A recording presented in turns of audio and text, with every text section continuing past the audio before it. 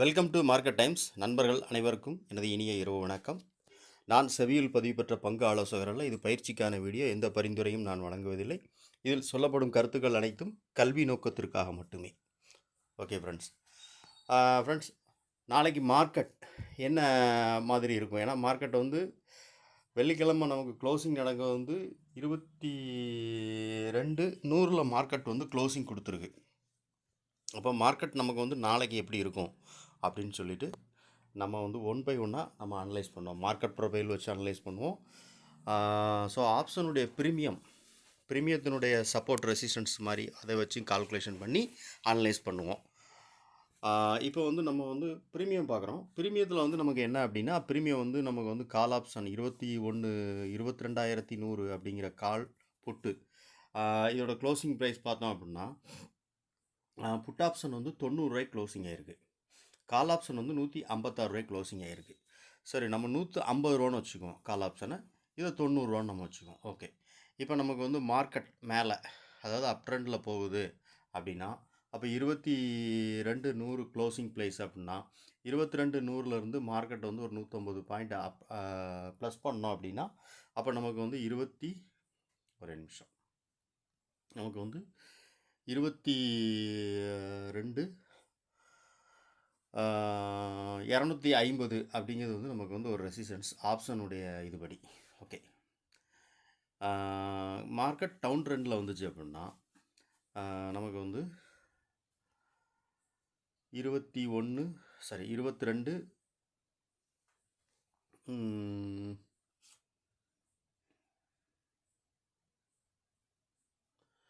22,010 ரூபா. ஓகே, 22,000 அப்படிங்கிறது நமக்கு கீழே வந்துச்சுன்னா சப்போர்ட். இது ஷார்ட் ரேஞ்சு. இதே ஒயிட் ரேஞ்சாக இருந்தது அப்படின்னா, இப்போ ரெண்டையுமே நம்ம ப்ளஸ் பண்ணணும். ஷார்ட் ரேஞ்சில் உள்ளது ஒன்று ஒன்றா பார்க்குறோம், ஒவ்வொரு ப்ரீமியத்தையும் ஆட் பண்ணுறோம். இப்போ ஒயிட் ரேஞ்ச் அப்படின்னா 2 ப்ரீமியத்தையும் நம்ம ஆட் பண்ணணும். இதில் இப்போ 2 ப்ரீமியத்தையும் ஆட் பண்ணோம் அப்படின்னா இது ஒரு 150, அது ஒரு 90, 150 ப்ளஸ் ஒரு 90 அப்படிங்கும்போது நமக்கு 240 ரூபா வருது. இதில் இப்போ 240 ரூபா அப்படிங்கன்னா 240 ரூபாய் நம்ம இதில் ப்ளஸ் பண்ணுறோம். அப்போ 22,100 நமக்கு ஒரு 240 ரூபாய் ப்ளஸ் பண்ணோம் அப்படின்னா 22,340 மார்க்கெட் மேலே போச்சுன்னா.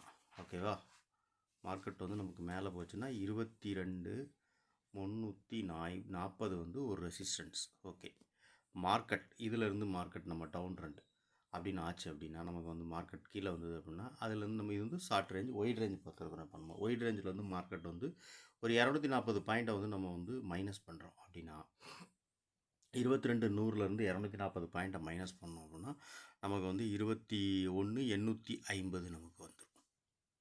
860 வரும். ஓகே, அப்போ இந்த 860 ரூபா அப்படிங்கிறது 21,860 அப்படிங்கிறது கீழே வந்தால் சப்போர்ட், அதாவது ஷார்ட் ரேஞ்சு ஒயிட் ரேஞ்சு நம்ம பார்த்துருக்கோம். இதை ஆப்ஷன் ப்ரீமியத்தை வச்சு நம்ம இப்போ கால்குலேஷன் பண்ணியிருக்கோம். ஸோ இதை நம்ம மார்க்கெட் ப்ரொஃபைல்லையும் ஓப்பன் இன்ட்ரெஸ்ட்டும் நமக்கு எப்படி இருக்குது அப்படிங்கிறதையும் நம்ம லைவாக பார்ப்போம். இப்போ நம்ம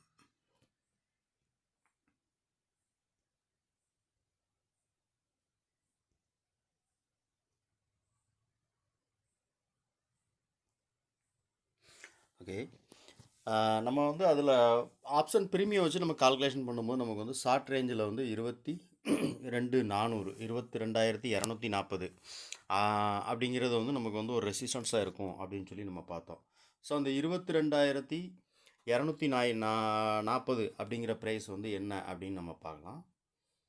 இப்போ 22,240 ஒரே நிமிஷம், ஸ்ட்ரைக் ப்ரைஸ் 22,250 நம்ம வச்சுக்கோம்.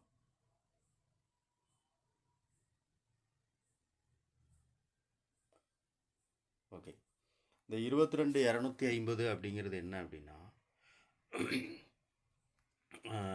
நமக்கு ப்ரீவியஸ் டேனுடைய ஒரு வேல்யூ ஏரியாவுடைய லோ இருக்குது. இந்த இடத்துல பார்த்தீங்கன்னா தெரியும் உங்களுக்கு. இந்த இடம் நமக்கு ஒரு வேல்யூ ஏரியா லோ இருக்குது. ஸோ ப்ரீவியஸ் டே இது என்றைக்குள்ள வேல்யூ ஏரியா லோ அப்படின்னா நமக்கு மார்ச் 13ஆம் தேதியினுடைய வேல்யூ ஏரியா லோ இருக்குது. ஸோ இந்த இடம் வந்து நமக்கு வந்து ஒரு ஆப்ஷன் ப்ரீமியம் அப்படின்னு வச்சு பார்க்கும்போது நமக்கு வந்து 22,240. அப்போ இந்த 22,250 அப்படிங்கிற ஸ்ட்ரைக் ப்ரைஸ் வந்து நமக்கு வந்து ஒரு ரெசிஸ்டன்ஸாக இருக்கும் அப்படின்னு சொல்லி நம்ம பார்த்தோம். ஸோ அதே மாதிரி தான் இங்கே வந்து நமக்கு வந்து மார்க்கெட் ப்ரொஃபைலில் இந்த இடம் வந்து நமக்கு வந்து ஒரு ரெசிஸ்டன்ஸாக இருக்கும் அப்படிங்கிற மாதிரி இருக்குது. அப்போ இந்த இடம் வந்து மார்க்கெட் ப்ரொஃபைல்லையும் நமக்கு வந்து இந்த இடத்துல நமக்கு வந்து ஒரு ப்ரீவியஸ் டேவினுடைய வேல்யூ ஏரியாவினுடைய லோ இருக்குது. அப்போ மார்க்கெட் இந்த இடம் வந்து நமக்கு வந்து ஒரு ரெசிஸ்டன்ஸ் அப்படின்னு நம்ம வந்து பார்த்தோம். சரி, இப்போ இந்த ஒயிட் ரேஞ்ச் அப்படின்னு சொல்லி பார்ப்போம். ஒயிட் ரேஞ்சில் வந்து நம்ம பார்க்கும்போது நமக்கு வந்து 22,340. அப்போ இந்த 22,340 அப்படின்னு சொல்லி நம்ம பார்க்க போனோம் அப்படின்னா 22,340 நமக்கு என்ன இருக்குது அப்படின்னா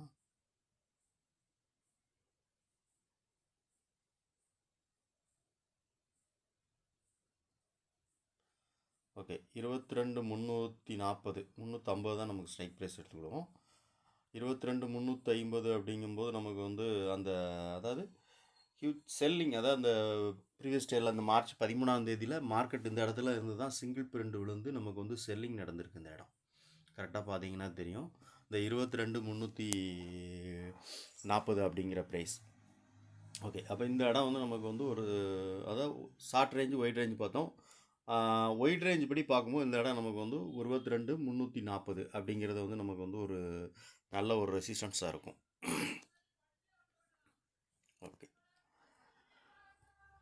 மார்க்கெட் கீழே வந்தது அப்படின்னா நம்ம இங்கே அப்படின்னு பார்த்தோம் அப்படின்னா ஃபஸ்ட்டு வந்து ஷார்ட் ரேஞ்ச் பார்த்துருவோம். ஷார்ட் ரேஞ்சில் வந்து நமக்கு வந்து ப்ரீமியத்தில் வச்சு பார்க்கும்போது நம்ம வந்து மைனஸ் பண்ணோம் அப்படின்னா நமக்கு வந்து 22,000 அப்படிங்கிற ஸ்ட்ரைக் ப்ரைஸ். 22,000 அப்படிங்கிறது வந்து நமக்கு என்ன அப்படின்னு பார்த்தோம்னா ஓகே ப்ரீவியஸ் டேவுடைய வேல்யூ ஏரியா, அதாவது கரண்ட்டே இன்றைக்கி மார்க்கெட் வெள்ளிக்கிழமையினுடைய வேல்யூ ஏரியாவுடைய லோ இருக்கும் மார்க்கெட் நமக்கு வந்து. ஸோ இதுதான் வந்து நமக்கு வந்து இந்த 22,000 அப்படிங்கிற ஸ்ட்ரைக் ப்ரைஸ் வந்து வேல்யூ ஏரியாவுடைய லோ. இப்போ மார்க்கெட் இமிடியேட்லியாக ஓப்பன் ஆகி இந்த இடத்துக்கு வந்ததுன்னா வேல்யூ ஏரியாவுடைய லோவுக்கு வந்துச்சுன்னா நமக்கு இந்த இடம் வந்து ஒரு சப்போர்ட்டாக இருக்கும் அப்படின்னு சொல்லி ஒயிட் ரேஞ்ச், அதாவது வந்து என்னென்னா ப்ரீமியம் வச்சு நம்ம பார்த்தோம் இல்லையா, அந்த ப்ரீமியத்தில் நமக்கு வந்து 22,000 அப்படிங்கிற 22,100 அந்த 22,010 22,000 ஸ்ட்ரைக் ப்ரைஸ் நம்ம எடுத்திருக்கோம். 22,000 அப்படிங்கிற ஸ்ட்ரைக் ப்ரைஸ் வந்து நமக்கு வந்து ஒரு சப்போர்ட்டாக இருக்கும். இது வந்து ஷார்ட் ரேஞ்ச். ஒயிட் ரேஞ்ச் படி நம்ம பார்க்கும்போது வந்து 840 ரூபா நமக்கு வந்து 860 ரூபா வந்து நமக்கு வந்து வந்தது. 21,860 ரூபா நமக்கு வந்து சப்போர்ட்டாக இருக்கும் அப்படின்னு வந்து. அப்போ இந்த 21,860 அப்படிங்கிறது என்ன அப்படின்னு பார்த்தோன்னா ப்ரீவியஸ் டேவினுடைய பாயிண்ட் ஆஃப் கண்ட்ரோல். ஓகேவா, மார்க்கெட் வந்து இந்த வேல்யூ ஏரியாவுடைய ஹையை உடச்சிட்டு தான் அங்கேருந்து நமக்கு வந்து மார்க்கெட் வந்து ஒரு சிங்கிள் பிரிண்ட் ஜோன் வந்து நமக்கு வந்து கிடச்சி மார்க்கெட் வந்து பையிங் நடந்திருக்கு. வெள்ளிக்கிழமை அன்னைக்கு நீங்கள் பார்த்தீங்கன்னா தெரியும். இந்த இடம் பார்த்தீங்கன்னா ஒரு சிங்கிள் பிரிண்ட் விழுந்திருக்கு ஏப்ரல்லே. மார்க்கெட் அதுக்கப்புறம் தான் மார்க்கெட் வந்து ஒரு நல்ல ஒரு மூமெண்ட் கொடுத்துருக்கு. ஸோ அது வந்து அந்த ப்ரீவியஸ் டேனுடைய பாயிண்டாக, அதாவது வேல்யூ ஏரியா ஹையை வந்து கட் பண்ணிட்டு தான் மார்க்கெட் வந்து நமக்கு வந்து இது கொடுத்துருக்கு. அப்போ நம்மளுடைய ஏற்கனவே மார்க்கெட் ப்ரொஃபைல் நம்ம ஒரு ஸ்ட்ராட்டஜி பார்த்துருக்கோம். என்ன அப்படின்னா ஒரு ப்ரீவியஸ் டேனுடைய வேல்யூ ஏரியாக்குள்ளே வந்து ஒரு 3 டிபிஓ நமக்கு வந்து கொடுத்துருச்சு அப்படின்னா நமக்கு வந்து கன்ஃபார்மாக வந்து மார்க்கெட் வந்து அன்றைக்கி வந்து எங்கே வரணும் அப்படின்னா வேல்யூ ஏரியாவுடைய லோக்கோ இல்லைனா பாயிண்ட் ஆஃப் கண்ட்ரோல் இல்லைனா வேல்யூ ஏரியாவோ இல்லை டே லோவுக்கு வரணும் அப்படின்னு சொல்லி நம்ம வந்து பார்த்துருப்போம்.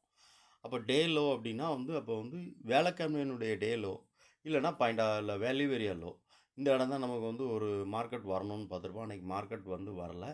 ஒருவேளை மார்க்கெட் இந்த இடத்த நமக்கு வந்து இந்த ப்ரீவியஸ் டேனுடைய வேல்யூ ஏரியாக்குள்ளே மார்க்கெட் வந்தது அப்படின்னா, வேலைக்கிழமையினுடைய வேல்யூ ஏரியாக்குள்ளே மார்க்கெட் வந்ததுன்னா நமக்கு வந்து இந்த மாதிரி பாயிண்ட் ஆஃப் கண்ட்ரோல் இல்லைனா வேல்யூ ஏரியாவுடைய லோ அப்படின்னு நம்ம எதிர்பார்க்கலாமா அப்படின்னா, ஏன்னா ப்ரீமியத்தினுடைய வச்சு பார்க்கும்போது நமக்கு ப்ரீமியம் வந்து நமக்கு வந்து ஷார்ட் ரேஞ்ச் ஒயிட் ரேஞ்சுன்னு பார்த்தோம்.